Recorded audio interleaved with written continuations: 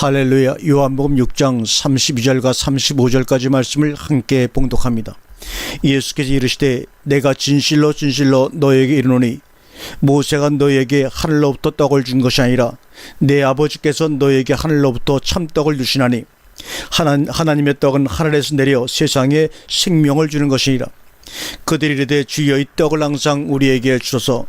예수께서 이르시되 나는 생명의 떡이니 내게 오는 자는 결코 줄이지 아니할 터요 나를 믿는 자는 영원히 목마르지 아니하리라. 아멘. 이 본문의 말씀을 가지고 하나님의 떡이라는 제목으로 주신 은혜의 말씀을 나누겠습니다. 본문을 원문으로 보게 되면 동사 하나에 분사가 두 개입니다. 이 말은 문장의 주어가 된 아르토스, 떡의 역할과 연원을 설명하는 분사라는 것입니다. 다시 설명을 하자면 하나님의 떡은 하늘로부터 에크투 우라누 내려오는 카타바이노의 떡이라는 것입니다. 하나님의 떡은 하늘로부터 내려오는 떡이다. 또 하나는 세상에게 생명을 주는 디두스하는 아르토스 떡이라는 말입니다. 고로 하나님의 떡은 두 가지 조건이 충족되어야 하는데, 하나는 반드시 하늘에서 내려오는 떡이어야 하고 또 하나는 반드시 세상에게 생명을 주는 떡이어야 한다는 것입니다. 중요한 것은 그렇지 않으면 하나님의 떡이 아니다 이 말입니다. 왜 하나님의 떡이고 아니고가 그렇게 중요한가 하면 하나님의 떡만이 세상에게 생명을 주기 때문입니다. 생명을 주지 못하는 떡이란 아무리 보기에 먹음직하고 보암직할 뿐만 아니라 지혜롭게 할 만큼 탐스럽기까지 한다 할지라도 그것은 하나님의 떡이 아닌 것입니다. 하나님의 떡이면 떡이고 아니면 아니지 그럴듯한 떡이란 없는 것입니다. 요사이 순진한 평신도들을 현혹시키는 그럴싸한 설교가 과연 하늘에서 내려왔고 세상에게 생명을 주는 하나님의 떡인가?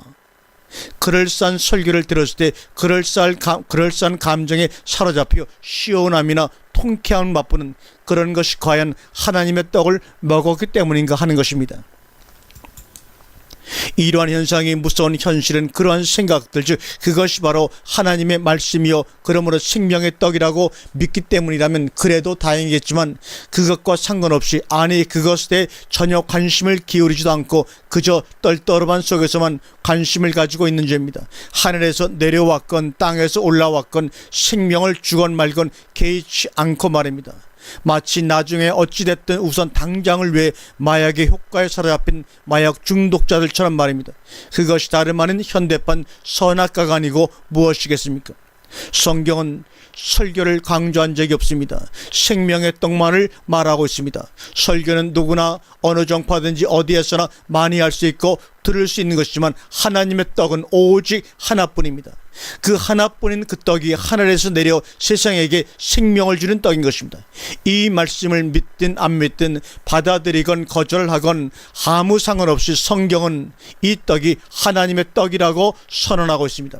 하나님의 떡은 하늘에서 내려와 세상에게 생명을 주는 것이라고요. 이렇게 주님이 말씀하시자 그 말을 들은 무리들은 당장 한 말이, 주님 그러면 그 떡을 항상 우리에게 주소서. 오늘날 우리들이 그 자리에 있었어도 똑같은 요청을 아마 했을 것입니다. 그 떡이 그냥 떡집에서나 파는 그런 종류의 떡인 줄 알고, 안에 좀 더 발전한 사람이라면 지금 내놓으라는 명성을교가들보다 더 나은 그럴싸한 설교인 줄 알고 말입니다. 성경은 이렇게 생각하는 것이 육신의 생각이요 이렇게 말하는 것이 육에 속한 사람이라고 말씀하고 있습니다. 사람들은 오늘날도 이렇게 기도합니다. 우리에게 주소서라고만 말입니다. 문제는 그 다음입니다. 예수께서 가라사대 내가 곧 생명의 떡이니 내가 바로 그 생명의 그 떡이다 이 말입니다. 오늘날 신앙생활에 있어서 최대 문제점이 바로 이것입니다. 교회 출석을 잘하는 것이나 교인의 각종 의무를 잘 이행하는 것이나 목사님의 설교를 줄지 않고 잘 듣는 것들이라면 얼마든지 이해도 하고 열심을 내겠는데, 불행스럽게도 성경이 내가 생명의 떡이니 라고 선언을 해버리자 풍선에 바람 빠지듯 맥이 빠져버리고 모든 사람들이 다 떠나간다는 말입니다. 그러면 우리가 어떻게 해야 할 것인가? 오늘 보면 35절에서 우리에게 해결책을 제시해주고 있습니다. 내게 오는 자는 결코 줄이지 아니할 터요 내게로 오는 자입니다. 호 에르코메노스 프로스 에메입니다. 호 에르코메노스 프로스 에메입니다. 내게로 오는 자, 내게 어떤 내게입니까? 내가 생명의 떡이니 하신 바로 그 내게 말입니다. 교회를 가는 것도 목사의 설교를 듣는 것도 다 좋습니다. 불신자들의 말대로 미치지만 않으면 나쁠 게 없습니다. 그러나 그리하면서도 또한 내게 오는 자도 되어야 한다는 것입니다. 이것이 더 중요한 것입니다. 왜냐하면 내게 오는 자만이 결코 줄이지 않기 때문입니다. 목마르지 않기 때문입니다. 교회를 가도 그럴싸한 설교를 들어도 내게 오는 자가 되어야만이 결코 줄이지 않고 목마르지 않기 때문입니다. 다시 말하면 교회를 가도 그럴싸한 목사의 설교를 들어도 내게 오지 아니하면 줄일 수 있다는 말입니다. 내게 찾아오는 것이 반드시 교회를 찾아가는 것이 아닐 수도 있고, 교회를 찾는 것과 내게 오는 것이 별개일 수도 있으니까요. 교회를 찾을 필요성이 분명히 있습니다. 그 필요성을 느끼는 사람은 교회를 찾을 것입니다. 그러나 그것과 상관없이 줄이지 아니하려면, 목마르지 아니하려면 내게 오라 하시는 말씀입니다. 내게 오라 하시는 말씀대로 내가 생명의 떡이니 하신 그분에게로 가야 할 것입니다. 이것은 어떤 개인이나 단체의 주장이 아니라 주님 자신이 오늘 우리에게 하신 말씀입니다. 고로 이 말씀을 거역하거나 받아들이지 않는 자는 기독교인이 아닌 것입니다. 적어도 기독교인이라면 성경에 기록된 그분의 말씀을 인정해야 할 것입니다. 문제는 그동안 내가 교회만 왔다 갔다 했는가, 아니면 그분에게로 가려고 했는가 하는 것만 남아있을 것입니다.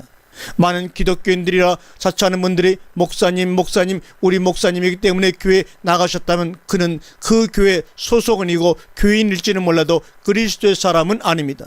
또한 목사님들도 내 교인들 세우고 끌어모았다면 한 교회 목사일지는 몰라도 그리스도의 종은 아닙니다.